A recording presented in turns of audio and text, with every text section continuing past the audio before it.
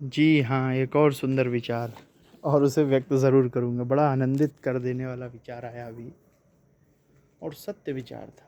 अभी मैं बात कर रहा था कि मुझे जीवन जीने की कला से संबंधित जो बातें होती हैं उन्हीं को मैं विशेष महत्व देता हूँ और उन्हें देना ही चाहिए। जिन बातों पे ईश्वर का गुणगान हो, परमपिता परमेश्वर का गुणगान हो, सत्य की बात हो, जीवन जीने की कला है, जीवन में सकारात्मक ऊर्जा फैले, सिर्फ अपने ही नहीं दूसरे के जीवन में भी सकारात्मक परिवर्तन आए, वो बातें करना ही उचित होता है जीवन में।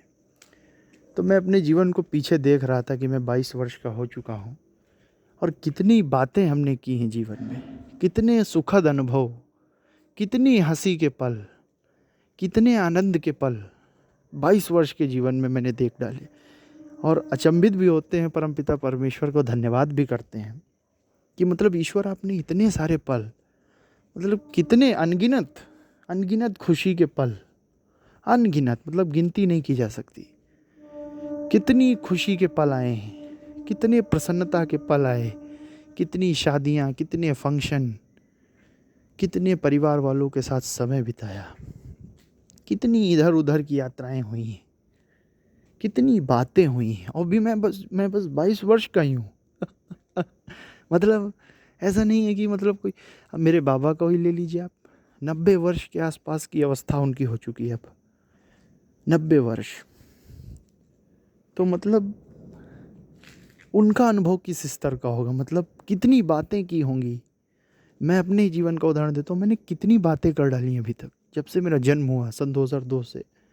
हालांकि पैदा होते ही तो मैं नहीं बोलना लगा था, लेकिन हाँ सन 2006 से मुझे अपनी यादें याद हैं, कुछ ना कुछ। जब मैं नर्सरी में था थोड़ी बहुत धुंधली सी यादें हैं।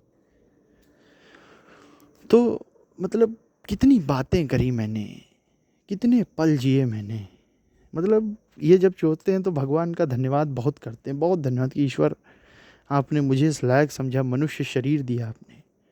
और पीछे देखो तो इतने सारे पल हैं खुशी के कि उनको याद करते ही करते भावुक भी होते हैं और प्रसन्न भी हो जाते हैं, दोनों ही चीज़ें। देखो अगर देखा जाए तो 100 में से, हर 100 में से 90 पल अच्छे ही होते हैं। हाँ 10 पल मानते हैं कि जीवन में कुछ कई बार चीज़ें हमारे हिसाब से नहीं होती या किसी की मृत्यु होती है, तो दुखद पल वो भी जीवन का हिस्सा है। लेकिन जीवन का 90% जो हिस्सा होता है वो सुख में ही बीतता है मनुष्य का। 10% हो सकता है दुख में, परेशानी में, क्योंकि ज़्यादातर दुख तो मनुष्य के खुद ही बनाए हुए हैं। 100 में से 95% दुख मनुष्य स्वयं ही बनाता है, अपने ही द्वारा, क्योंकि उसके अंदर ही शायद शत्रु हैं। तो मैं यही कहना चाहता हूँ कि मतलब अपने जब पीछे मैं देखता हूँ तो 22 वर्ष के जीवन काल में ही इतना अनुभव, कितनी बातें हुई हैं, कितने मैच देखे, कितने दोस्त बने, कितने लोगों से मिले, कितनी सुबह हुई, कितनी शामें हुई, उन्हीं को याद कर रहे ना तो पूरा जीवन बीत सकता है। मतलब ईश्वर ने हर पल, हर घड़ी हमारे संरक्षक के रूप में रहे, हर मुसीबत से हमें निकाला। और संतुष्ट तो संसार में कोई हुआ नहीं, कोई नहीं हुआ, सिर्फ बुद्ध पुरुष ही संतुष्ट हुए, बाकी तो सिकंदर भी नहीं हुए, संतुष्ट नहीं हो पाए सिकंदर। तो मैं तो भगवान का बहुत विशेष आभारी हूँ और हमेशा रहूँगा। और मैं चाहूँगा कि जन्मों जन्मों तक प्रभु हमें दया बनाए रखिए, बस आपकी दया चाहिए। बस आपकी दया जिसको मिल गई उसको सब मिल गया, और आपकी दया नहीं हासिल हुई तो फिर चाहे आप कितने धनी हो जाओ, पद पे आ जाओ, कुछ भी हो जाए, कोई लाभ नहीं है, कोई लाभ नहीं संसार में। तो सिर्फ पीछे देख लो अपने जीवन में, सिर्फ पीछे देख लो। भविष्य अगर जानना है तो पीछे देख लो, कितने पल, हसीन पलों को याद कर लो मेरे दोस्त। कितनी बातें बोली होंगी तुम्हारे मुख से, कितनी बातें हैं उसकी कोई गणना नहीं। कितने कितनी चीज़ें देखी, कितने मतलब पल बनाए। शायद एक एक दिन याद करने बैठोगे तो पूरी अब ज़िंदगी बीतेगी, 22 साल तक याद करते करते। कितनी बार नहाए हो, कितनी बार वही बार बार की हुई चीज़ें भी कितनी बार की, लेकिन इच्छा नहीं भरी, इच्छा नहीं मरी, कुछ ना कुछ पाने की इच्छा नहीं मरी। कुछ ना कुछ कहने की इच्छा नहीं मरी। अरे वो मिल जाए, अरे अब वो मिल जाए, अरे अब वो मिल जाए, अरे अब वो मिल जाए। तो उन्हीं पलों को याद कर रहे थे छत पे टहलते टहलते। इच्छा तो नहीं थी, लेकिन ईश्वर का धन्यवाद करने आए तो तब से टहल ही रहे, पता ही नहीं चला समय कैसे बीतता रहता है। 11:30 के आसपास समय होने वाला है। तो मैंने कहा जब मैं आज पीछे के पलों को याद ही कर रहा हूँ तो एक वीडियो भी बन जाए कि कितनी बातें मनुष्य कर चुका है।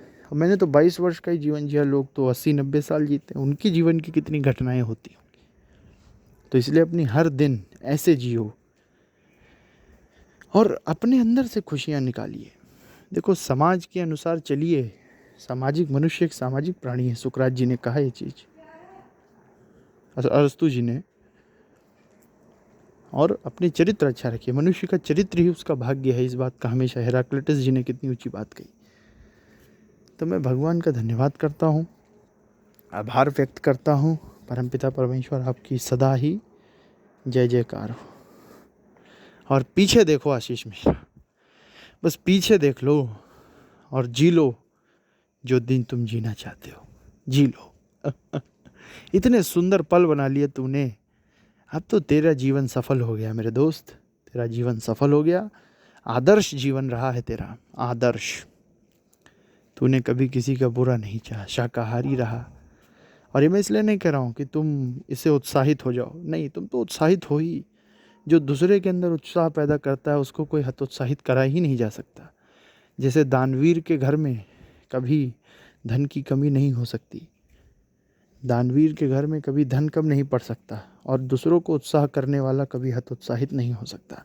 ये संसार का और प्रकृति का नियम है।